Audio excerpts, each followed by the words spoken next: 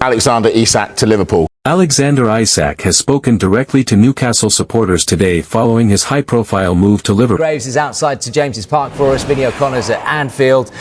Pete, good to see you. Firstly to you, look, what has Isak had to say about Newcastle today on his way out? Thanks, Will. He's basically said thank you, hasn't he? Pete, good to see you. Firstly to you, look, what has Isak had to say about Newcastle today on his way out? Thanks, Will. He's basically said thank you, hasn't he, to Newcastle United's supporters and the club.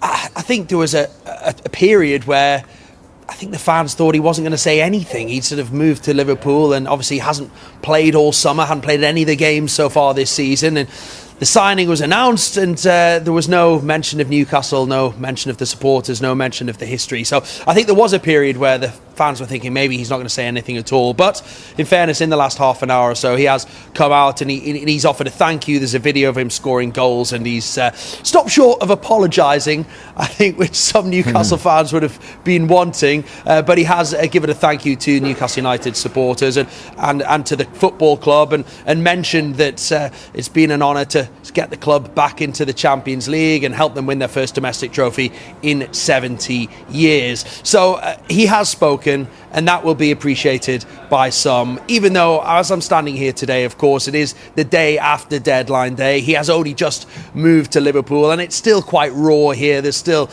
a lot of, I suppose, disappointment and anger that a player who was so important for Newcastle United has decided to move away. But I think if we're honest with ourselves, in sort of down the line, like I say, it's still very raw, but down the line, Newcastle fans will hopefully be able to look back with some fondness at the period that Isak played for the club. He, of course, scored the goal in the final that helped them secure that first domestic trophy in 70 years, the Carabao Cup. And I think it's just the nature of some footballers and some people in life. That's just the way it is. If you play for the team that finished second in the league and the team that finished first in the league wants to sign you, some players and some people would like to go that one step higher. That's just the nature. But there are other characters in the game who would stay at the football club regardless, that wear the badge with pride and would not leave despite what temptations may be coming elsewhere.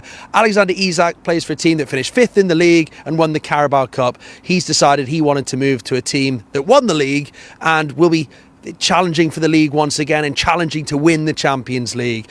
Yes, Newcastle fans are disappointed. Yes, it's still very raw, but down the line, might they look back with some pride and happiness at the period over the last few years? Bearing in mind as well the money that's come in from that sale, they've been able to completely rejuvenate this Newcastle United squad. They brought in a goalkeeper, a defender, a midfielder, a winger and two centre forwards effectively this window as a result of that sale. So I think in time Newcastle fans will probably reflect quite happily on this window in general, and they'll just be hoping to have a big season and no doubt hoping they can get one over Liverpool when they go to Anfield later in the season. Yeah, Pete, I wonder what the Newcastle players have made of this whole ordeal. It is an ordeal, it's a saga, whatever word you want to use. It's stretched on, hasn't it, for the whole summer, and how their relationship potentially might have changed with Alexander Isak. But Anthony Gordon's had something to say, hasn't he, today? Yeah, I mean, look, some players have come out and spoken of the friendship. I think Anthony Gordon put something on his social media talking about the friendship and their chemistry on the field. And there's no doubt about it. Gordon and Isak had a great on-field chemistry.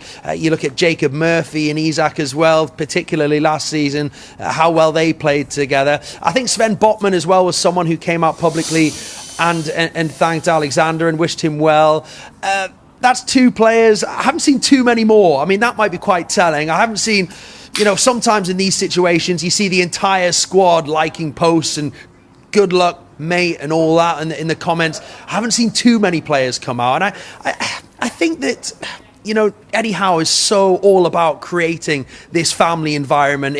His players he wants them to all be best friends and to all feel like a family and to have each other's backs and so on. And I just wonder, how many of the players, and I've spoken to some, are disappointed by the way that this summer has played out. Isak, of course, firstly refusing to play in pre-season friendlies, then refusing to go on the summer tour of the Far East, then refusing to pull on his boots and play in the opening Premier League games and that League Cup match as well. So, you know, he's missed a host of matches, and I think there will be players who are disappointed in the way he's gone on this summer. But, football, short memories. I think once the international break's over and Newcastle United get back on the field with the new players in the squad, then all memories of Alexander Isak will soon be gone. Yeah, and finally, Pete, I just wonder also, how Newcastle feel officially, because if the statement's anything to go by, it was hardly song and verse, was it? But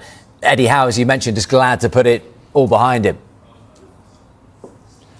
I heard that the typewriter just ran out of ink, unfortunately, so they just had to put it out. No, yeah, it was a very short statement, wasn't it? Just 30 odd words. Mentioned how many games he'd played, but no mention of the sort of goals or anything else. I think it is a bit of a sad end to something. I just think that the Newcastle United ownership and coaching staff and some of the players, as I mentioned, will be disappointed with the way that this summer has played out. But you know what? It's over now, and as a football club, Newcastle United can start moving forward without Alexander Isak in their squad. They know who's here. They've got a full squad of players who want to be here, including those 6 new additions this summer. So, yeah, not a nice end to what was a wonderful sort of marriage in some ways between Alexander Isak and Newcastle United. Let's not forget, he was a fairly unknown player. Real Sociedad, hadn't scored a huge number of goals. Eddie Howe saw something in him that he believed could turn him into a top Premier League player. He brought him to the Premier League, he gave him the platform, he coached him, he improved him, and he's become, without doubt, if not the best striker in the Premier League, then one of the best strikers in the Premier League. But he's now a Liverpool player, a Premier League transfer record, as you said. And and I think Liverpool have signed a wonderful player, and Newcastle United will move on with their new look squad, and will look to try and move on from Alexander Isak.